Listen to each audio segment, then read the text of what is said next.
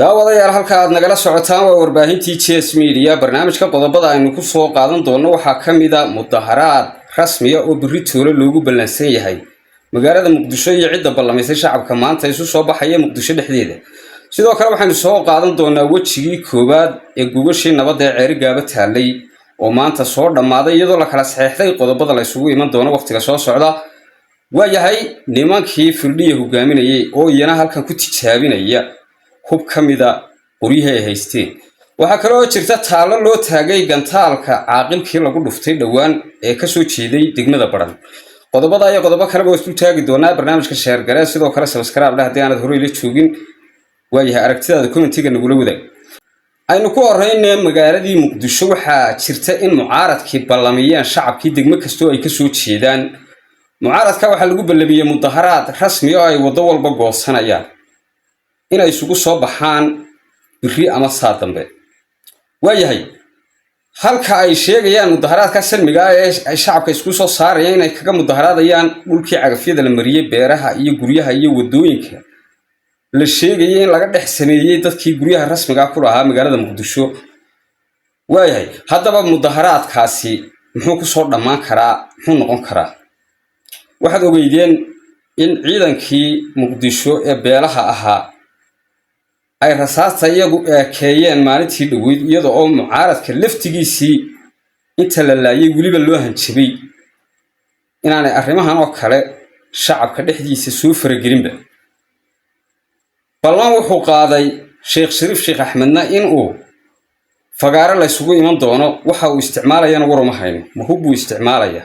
ma shacabka iyo shucuurtoodu isticmaalaya ma waxyaabo kale u adeegsanaya wal waa eegi doonaa maanta iyo Muqdisho iyo shacabka mudaharaad iyo waabaanay mudaharaad karina dadka mudaharaadka wax laga qoraa waa dadka dawlad haysta ee arguday waxaan u arkaa dad hadii ay soo baxaan geeridooda waxay la tahay dadkaasi geeridooda ayuunbay u soo doonanayaan meeshan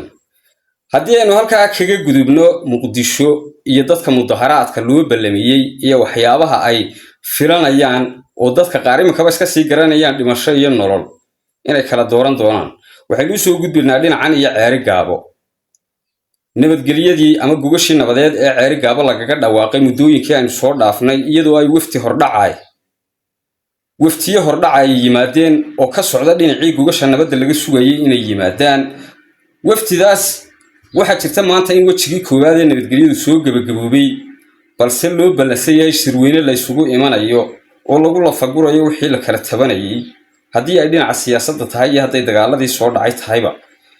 waayahay haddaba waxaa jirta arrimahan sidee loo suuro gelin karaa ma arrimaha dhaqanka iyo odayaasha looga harayo ay suuro gelinayaanba mise waxa weeye arrin dawladdu beelaha kuwa tabashada ku maqan soo celin karto oo lala shiri karo oo guul loo dhigi karo taa waxaan idin weydiinayaa idinkoo shacabka ah aragtidiina kaga qayb qaadanaysaan sidoo kale dawladda laftigeeda waxa isweydiin leh shacabka deegaanka wada dega waxyaabaha ku kala maqan in iyagu dhexdooda lagu dhexdhexaadiyo ay ka heshiin karaan balse gugasha nabadeed ay dhigeen dawladdu way ku mahadsan tahay haddaba qaabkii qaabilaadu waa inuu noqdaa qaabka dhaqanku iskaga hor yimaado iyadoo dawladduna ku dhexdhexaadinaysa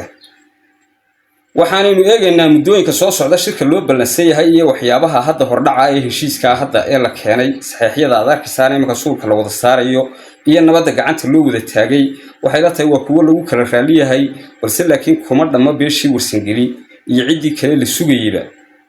halkan imika waxayse laakiin ay dhagax dhig u tahay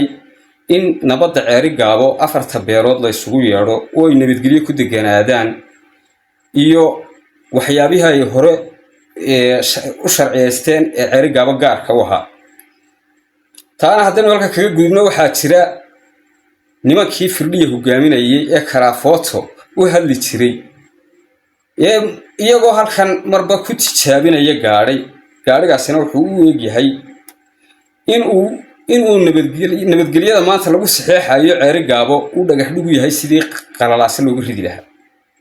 haddiiba aad aragto iyadoo marba koox la soo dhaweynayo la soo dirayo marba gaariyaal laascaanood ka soo baxayaan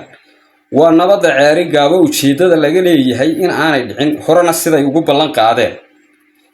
nabadgelyada Ceerigaabo waxaan dhici karin weeyaan yaa ku ballan qaaday halkan ila daawo meesha la yiraahdo baran iyo ceergaabo inay isu socotana annaga afjarayna iyo nin wasiir sheeganaya oo maamulkan Hargeysa oo saa ka hadlay oo yiri waxaan furaynaa isu socodka haddii cid uu furi karto wasiirka gaashaandhigu hadduu furi karo anaa tuutaa u qaadan 20ka bisha gaari habarsida iyo mid wiil sidkeeda inta saarna weligay qof colaad diido wanarka jir laakiin qof nabadgelyo diido ma arag laakiin wuxuu yiri naftaada gunaanad ilaahay guuli geerida u dhow horta waxa weeye dadka la soo diraya waa dadkan ninkan aad arkaysaana caaqilka sheegta iyo kala foto ninkan caaqilka sheegta waa ninkii inanka yar la hadli jiray diinta miisan jiray weeyaan ilaahay caaqilu kaadi soo ka xaraabaysanaya marka waxa weeye ummadan buu masiirkooda ku ciyaaraya caaqilnimada uu sheegtaana wuxuu kama jira reerka cuqaashiisa uu kuwa nabadgelyada saxiixa ayaad arkaysaa marka wuxuu kuwaasi waa kuwa loo soo diri doona ceerigaabo cid kasta oo maanta jiilaha joogtana waxa ka foojignaataan inaa idinku ku horeysaan qalalaase iyo in waxyaabahan aad arkaysaa soo socda ka seextaan labadaaba iska ilaaliya sababtu tahay dagaalka si hawl yar waa lagu ridi karaa laakiin nabadgelyada si xeel dheer baa lagu gaari karaa waxa maanta ay Somaliland doonayso way ka tun weyn yihiin waxa odaygan yar halkan kaga hadlayo iyo kala foto waayahay barnaamijkan waxaynu ku soo gabagabeynaynaa suldaankii maalintii dhaweed amaba nabadoonkii baran ka soo jeeday ee gantaalka diyaaradda ku dhufatay waxa looga sameeyay goobtii taaladan waxay ka turjumaysaa inay tahay nin ku dhintay halkaa oo magaca lahaan jiray oo nabadoon ahaa balse cidi wax ma iska weydiisay ninkan iyo sababihii lagu dilay iyadoo iska cadayd oo ay sheegteen ba cidii dishay haddana cid wax iska weydiisay ma jirtaa de waa maya agoonta magteeda ha loo doono ma odhan lahaa wax kale uma qaban kartaan agoonta magteeda ha loo raadiyo taasina waa taas waxa weeye nin Mareykan joogtay oo uu sheegtay warbaahintiisa soo geliyay ayaa doonaysan oo marba ka doonaysaan meel aan jirin uu ku qararo ana dilay argagixisada hubka iibin jiray argagixisada laftigeeda maxaa sida loogu toogan waayay 40 sano la raadinayay la leeyahay halkan uu hebel joogay hebel dheer iyo kii kale hogaamiyaha maxaa murmur sidan oo kale loogu toogan waayay bartilmaameedka miya la garan waayay waxa weeye meel kaste danaha laga leeyahay waa wax iska cad barnaamijkan waxa ku soo gabagabeynayaa halka suldaankaana bal waxa kaga falcelisaan maxaa loo qaban karaa imka waayahay tan iyo kulatida waxaan leenahay barnaamijkan halkaas ku soo gabagabeynaa